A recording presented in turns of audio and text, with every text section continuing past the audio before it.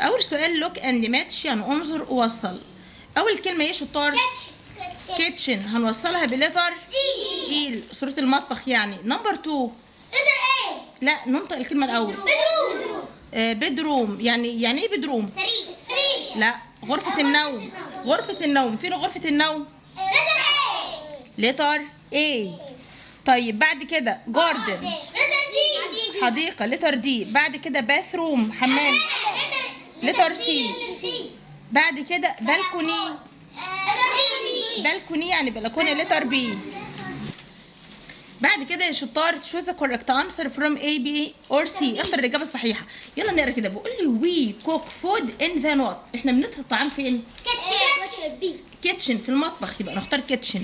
وي سليب ان ذا نوت. احنا بننام فين؟ بيدروم غرفه النوم. وي واتش تي في ان ذا يعني نحن نشاهد التلفاز في غرفه المعيشه ليفنج روم.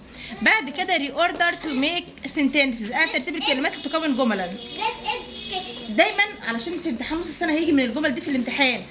اول ما تشوفوا ذس الجمله بادئه بذس يبقى اول حاجه ذس وبعد كده ايه وبعد كده او ان وبعد كده الاسم المفرد. ممكن ما تلاقوش او ان ونلاقي ماي. يعني مثلا نقول ايه this is my father. هذا يكون ابي. يبقى لما نشوف ماي بنختارها قبل الاسم المفرد. تمام. هنا هنقول this is a kitchen يعني هذا يكون مطبخ. طب نمبر 2 I play in the garden. أنا ألعب في الحديقة. الجملة بدأت بفاعل. بعد الفاعل بندور على الفاعل وبعد كده باقي الجملة يبقى I play in the garden أنا ألعب في الحديقة. بعد كده بقول لي write the missing letters. خدوا بالكم من نوعية الأسئلة علشان الامتحان. يعني إيه write the missing letters؟ يعني اكتب الحروف الناقصة في الكلمة. أول كلمة معانا bathroom الA والR. تاني كلمة bedroom الE والO. تالت كلمة dining room الN والG. بعد كده ليفنج روم الاي والام. طب بعد كده بقول لي ري اوردر ذا ليترز. يعني ايه السؤال ده؟ يعني بنرتب الحروف.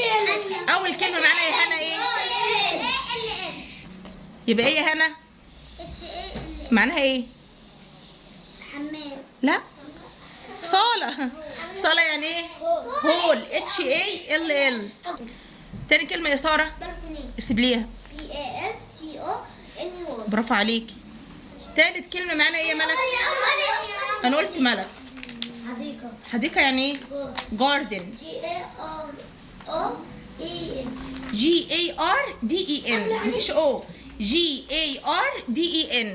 قولي يا مكة.